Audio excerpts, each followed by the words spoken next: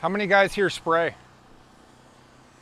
Okay. How many guys are mixing chemical, off the top of your head, no recipe or anything? It's just, I'm gonna put my Roundup in and I'm gonna mix my 1,500 gallon tanks, and I've got my recipe in my head, but it's all math that I gotta do, right? So I put a whiteboard here, but if I'm filling a 1,400 gallon tank with 15 gallons of mix to the acre, and I'm gonna put 1.5 liters of Roundup and 10 ounces of Activate and 3 milliliters of anti-foam and 10 kilograms of ATS per 100 gallons of water, and I'm also gonna add 3 gallons of UAN in that mix. How much do I gotta add to my tank every time I refill it? Okay, so it becomes a lot of math really quick. Once you get a full tank recipe figured out, that becomes fairly easy. It's just rinse and repeat, right? But when you got to stop doing a 1,400 gallon tank, which would be covering 83.5 acres, and you get into, let's make a mix for 22 acres now. Well, now I got to stop and do the math again and figure it all out, right? So with the Quick Draw, basically, you build the design on, or the recipe on your iPad. You can tell it what your applied rate's going to be, but what the active ingredient per acre is going to be, and it blends it through for you. You literally pull up, hook up your 3-inch or 2-inch line to your sprayer, touch your recipe and hit load. It starts the pump, pre-charges the water in, so it'll have a predetermined starting point. So it'll add 100 gallons of water to the tank, mix all of your chemical recipes next, and then top the rest up with water, and that agitates it through and mixes it. We're currently loading that 1,400 gallon recipe in under 7 minutes. That's about $65,000 for a 6-product unit. That is a lot of corn, but it is a lot of simplicity, and if you can get 2 to 3 extra tanks a day, it becomes a lot of productivity too, right? Yeah. How about cleaning that unit out when there's one between products? Like, so you go from corn, the Canada products, and Yep. you go to trainable beans, for instance. Absolutely. So basically, because the unit is pulling from all of the different totes, your dicamba product will be in a separate reservoir, and it pushes water through the clean water system and rinses that ball valve every single time. So it's always clean water that ends up going through that tank.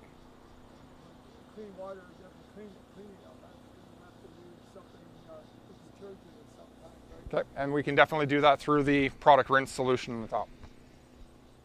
Yep, great question. So that's the Quick Draw. Any other questions on it? 65,000. Yeah. We have a 4-product and a 9-product as well, so we can basically have up to 4 totes in. Everything else can get mixed through jugs through the ChemBlade. Dry products go through the ChemBlade and are venturied in. So it's just a matter of loading bags or jugs or bulk. Okay. So the next product that we've got here that's new this year is going to be our Kubota tractor out here. So I just started the tractor from my iPad. The tractor that's out here is a Kubota M5 111. It's 110 horsepower. It is absolutely the most base tractor you can pretty well buy on the market. It's got an electronic shuttle for the clutch, but the transmission is all a manual transmission. The 3-point hitch is a mechanical linkage arm. The hydraulic remotes are manual. So we added a bunch of technology to it. Once it's done a couple of passes of its mission here, we'll actually go out and we'll do a quick walk around of it, and I can show you all the different components that are part of the system. But it can go. This is the first aftermarket autonomous tractor in Canada. How old can the tractor be to retrofit it? So today we have 2 models available. So the Kubota M5 and the Fendt Gen 6 700 series tractor. So you haven't done John Deere yet? They're in the process of building the platform kits for them. Yep. Sabanto is a 3-year-old company. Japanese translation for Sabanto is servant. This company loves to have a lot of fun. They love to, come up with nice acronyms and that kind of stuff, but We have full hydraulic control, 3-point hitch control, PTO control. On my iPad, I can see the status of every one of the sensors that is on that tractor, the speed at which it's going, the cameras, the autonomy mode, the whole bit. How complicated can the applications be? What's that, sorry? How complicated can the applications be? Like, so tillage would be simple, but Yep. planting would be more complicated. Yep. So right now there's no feedback from your planter to the system. And I'm going to stop it here so we don't have to walk so far. Okay, we are doing a really dusty application. Of course, you got the sensors up Yep. front, safety sensors. Mhm. How often you got to clean them? We haven't run into an issue where we've needed to right now. Currently there's 3 M5s running at Scott Air Force Base on 35-hour shifts. They've added auxiliary fuel tanks to them so they continue to mow. Those Air Force bases are super dry down in Florida and Georgia, and the dust hasn't been an issue. What's been more of an issue is palm branches blowing across the airport runways. Yep. So out in front you have your 2 cameras, and then you'll have the 2 GPS receivers up top, and then your cellular on top of that. Yeah. Okay, let's say you have a deer or something shoots in front of them. Will they automatically start up once that obstacle is removed, or do you have to go manually? Like, we got all kinds of them in the greenhouse, right? Yep, so you can hit, basically once it pauses, you can go in and see the 4 cameras and say, yep, that obstacle has now been removed, and hit resume, and it will carry on from there. You have to manually resume it. Yep. How easy is it to move it from a piece of equipment, like from tractor to tractor? Tractor to tractor, you're not gonna move it. It's about 15 hours for us to do the install on this tractor. So that's per tractor on a farm then? Yep. You have to have. Implement wise, you set up your implement widths no different than you would going through setting up your corn planter. Last week, Monday was our first mission with it, and we were out tedding out a field of hay while the grower was in the field cutting it. So the storyline that I'm working with on that one is we've got one operator who can manage 2 or 3 different tractors and doing the productivity pieces for multiple pieces of equipment. The next morning we went out and we put the rakes on. It took us about 15 minutes to basically populate the mission for the rakes, and we basically raked that field. Half an hour later, the grower was in. He had a Fiat 160 tractor pulling a New Holland big square baler, and he was baling right behind us. How much per tractor? About $65,000 US for the install kit and $10,000 annually for the subscription. So I said Sabanto likes to come up with fancy names. So this is Deacon. Deacon is my employee, and he costs me $10,000 annually for his salary. Yeah. I hate user fees. Yep. That's great. Employees cost a user fee too. And that's how we start looking at it, is this is another employee extension to your farm operation. Source deductions, WSIB, paychecks, it's all there. Yep. Benefits. Yep. Becomes a really cheap employee. It becomes a cheap employee, it does. Right. Do the math. Yeah, so we've had it out in rain, we've had it out in heavy wind conditions and dust. We've had it in, when I first met this unit in November, we were in snow and freezing rain. Anyone that follows me on Twitter would have seen my Twitter post in February. It was absolutely awful for weather when we were getting certification training for it. The headland turning that it makes when it comes to the end of the field, if it's off 6 inches on its trajectory of where it's going to be going, it stops and needs to recalculate.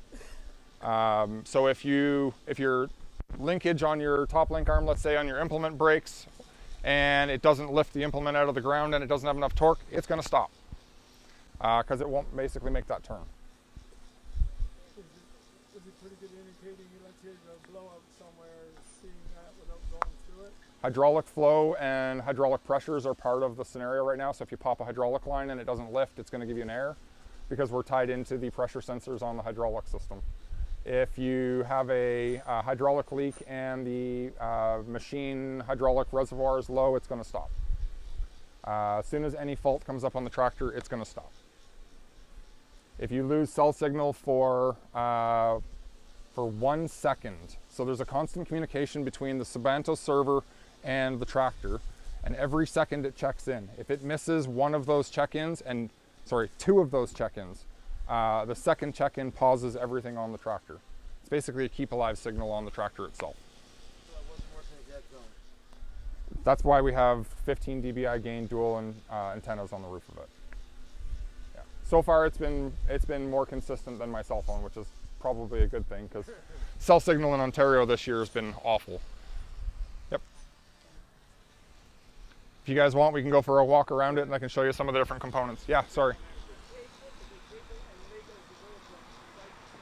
No. Not today. You have to physically, manually move it from farm location to farm location. A front 3-point tow hitch would probably be a good thing if you're going to tow it behind a baler to the field or whatever it happens to be, right? One of the nice parts about the Kubota tractors is they're super light. This tractor weighs 6,140 pounds. So to throw it onto a trailer and take it to a field far away down the road instead of driving it is an option. I can have the tractor, we put pintle loader hitches on it, so I can load it on the trailer and be ready to go in about 15 minutes for my load up time. Or you can drive it, depends on how far the field is away. How hard is it to switch from auto steer to manual steer? I'll show you.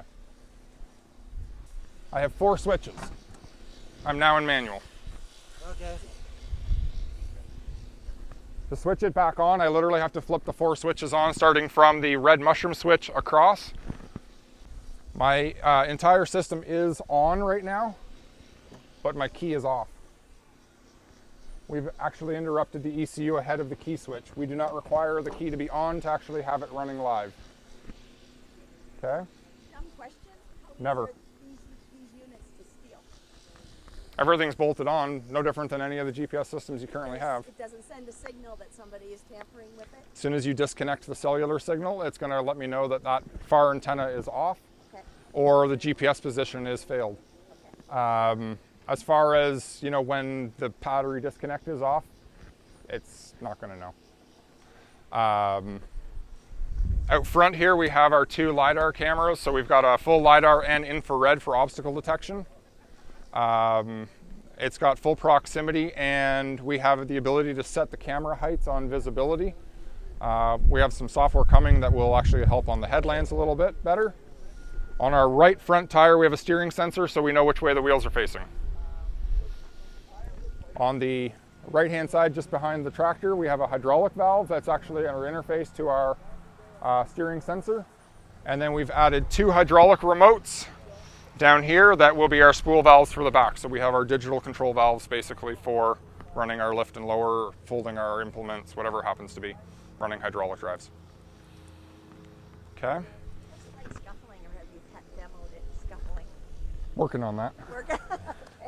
That's precision. This is my 8th day owning this tractor. Oh, so it's just new. Brand new, yeah. We did the install on Saturday. Wow. It's new. We have a brake actuator, so as soon as we pause our mission, it automatically applies the brakes. As soon as you basically wake the system, I killed it when I was turning there. But basically, when it's in autonomy mode, everything is paused. Because we added digital remotes in the back, I have manual control of my hydraulic remote. So if I need to lift and lower my 3-point hitch or my implements or whatever, I can from there. What else we got on here? Inside the black box up there is the first Trimble 992 antenna in Canada. The Trimble 992 is a survey grade receiver. From the time I turn the kill switch on, or my mushroom switch on here, until it is ready to go is about 38 seconds, and I'm 1 centimeter accurate. No cellular modem. Where do you take this to fair? I get to come with it. Everything's all done online. So other than a mechanical failure or a component, hydraulic valve or cable, I can diagnose and repair everything remotely from my phone. At this What about something that's unforeseen? So if you programmed it in the field and say like you had a bad winter, you have a washout that Yep. maybe you can't go through, is it going to see that? The camera that's up top right now is being programmed currently so that it's currently scanning the ground, and if it sees a big drop off, then it would pick that up. No, because they're going to be looking far out for obstacles. Anything within 10 feet of the front of the tractor that is 1 meter or less, we're not actually picking up on it. 40 feet out, we're picking up on it, so we know it's coming. At that point, we have the ability to differentiate it. A windrow of hay, we need to know that it's there, but we don't want to stop because it's a windrow of hay. So will it slow down to go through Yes. something bad? But yeah. Depending on what the density change is there. And that's part of some of the technology that they're working on right now. Yeah. That's what I sort of mentioned with the blower, that tile blower. Yep, exactly. And they're going to be kind of fun to kind of work on. If they're small enough, they're not going to be a huge deal. If they're a massive one, you're going to pick that up right away. What about a wet spot in the field? Will it detect if there's a wet spot? Today, no. So what we normally will do when we're defining out our field boundaries is we'll create a transversible and non-transversible hole. If you know the wet hole's there, then you can basically toggle the switch on. That's a non-traversable hole today, but it's a transversible hole in a month. At that point, it avoids it, drives around it, or turns before it. And it becomes a toggle switch. We're probably going to automate the combine before we automate the buggy. I gotta drive the buggy now. So one of the issues, and this is all, again, internal conversations at Sabanto right now, is the combine knows where it needs to go, it knows where it needs to harvest. Most of the newer combines, they're auto-adjusting anyways, right? A buggy, if I gotta teach truck drivers that come and park at the side of the road how to drive my tractor, get in my tractor, go over and dump into it, it takes too long. I might as well automate the combine first and I'll drive the buggy. Right? What's that? Exactly.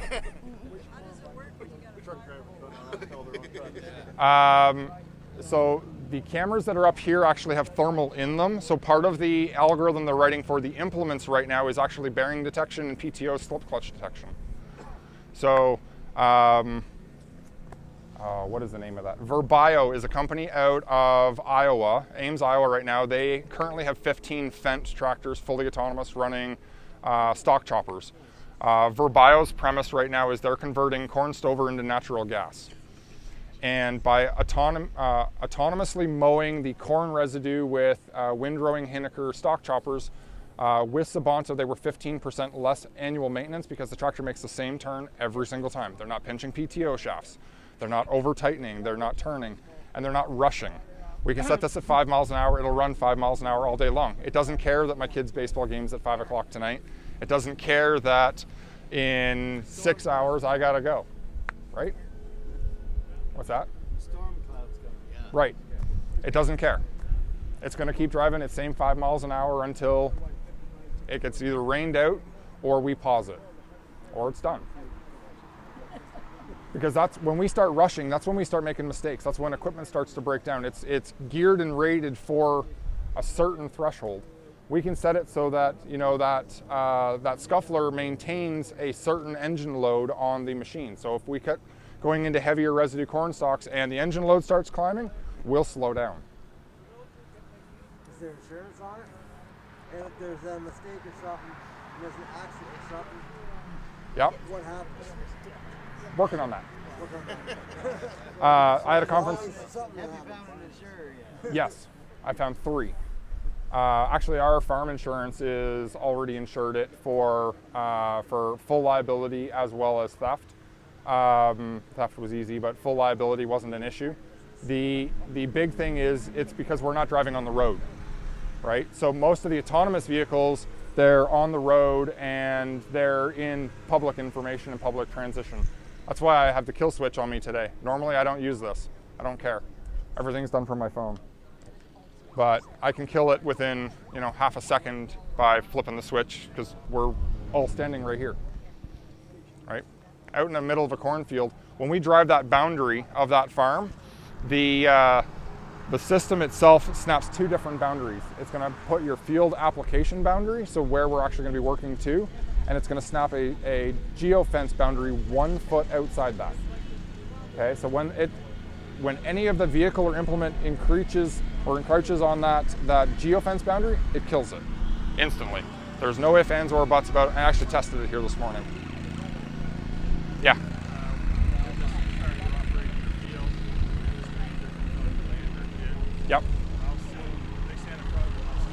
45 feet.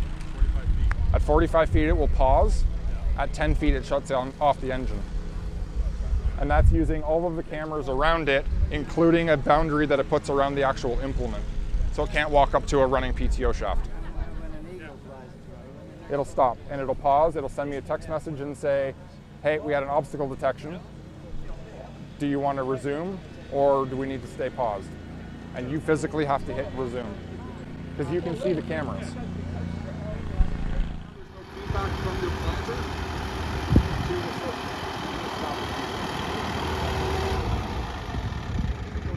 It's a full automatic tendering system.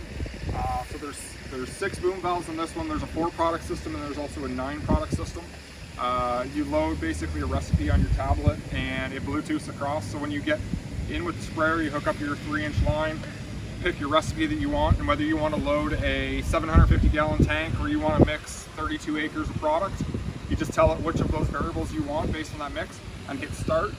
The electric starter starts the engine, pumps all the product out of your totes, mixes all the fresh water, so it's fresh water in, and then it kicks in air solenoid, the air line on the end of the pump over here, bleeds out and basically purges your liquid line, so when you take it off the sprayer, it's empty.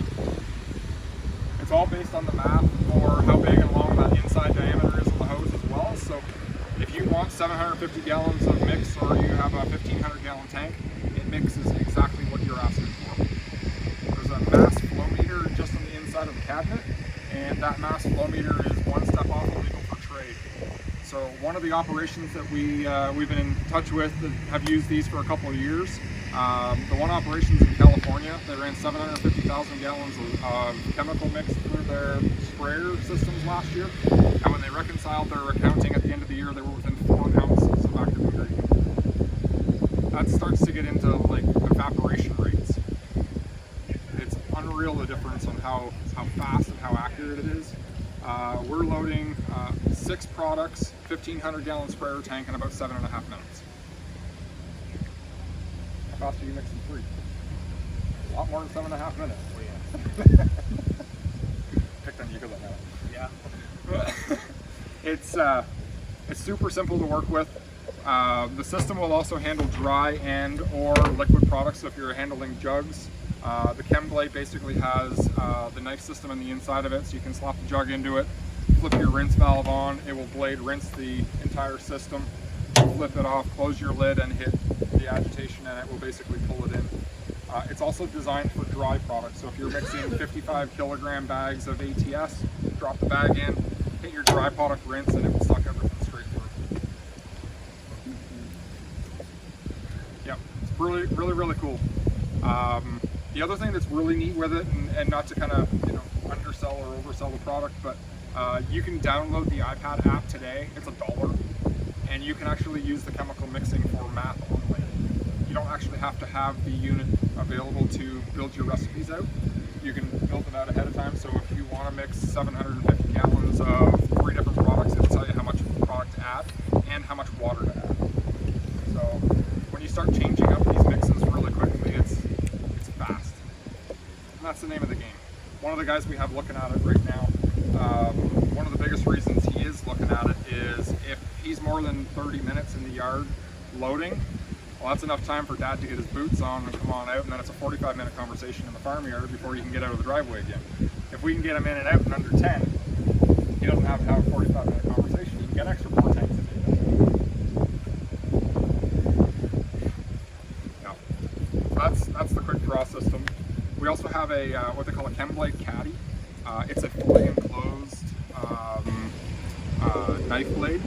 So basically you'll set the jug inside it, close the lid, and then hit the activate button, and it will actually shoot up through and puncture the jugs, automatically mix the correct amount of chemical water into the ChemBlade, and then fully agitate it back straight through the whole pump, and all of the water that's added into the ChemBlade Caddy is also accounted for in the total mix solution. So it maintains its accuracy of mix. You don't have extra chemicals sitting in the tank at the end of the day because, well, I mixed enough for a full tank and I only needed 30 acres instead of 75. Now what do I do with that extra chemical? Find somewhere to spray it. It's one of those extra pieces that it helps on overall productivity, right? So we've set this up. It can slip into the back of any of our half-ton trucks. We can bring it out to the farm. We'll throw it on a pad or whatever, and if you guys want to see it run and how it runs, let us know. We'll bring it right out. price tag? The 6 product system is about 65,000. 9 is about 65,000 US. Different mass flow meter and different ball valves on the inside, but yeah, it's really quick. The Dawn toolbar that's behind us here, it has the newest kind of generation of the Dawn. So it's the new load pin that's rated for 3,850 pounds of active down pressure. I've seen videos where they were doing kind of strength testing on it, and they were hitting 4x4 and 6x6 posts in the parking lot at the Dawn headquarters at like 7.5 miles an hour, just to see kind of what the strain gauge would do and whether it would turn back to center or not. So if you hit a stone in the field, it's going to handle it. The breakaways and everything are all part of it now as well, and the hydraulic actuation. So unit's fully autonomous as far as row control. You set your set points, and as you're driving up the field, it's automatically adjusting each row independently.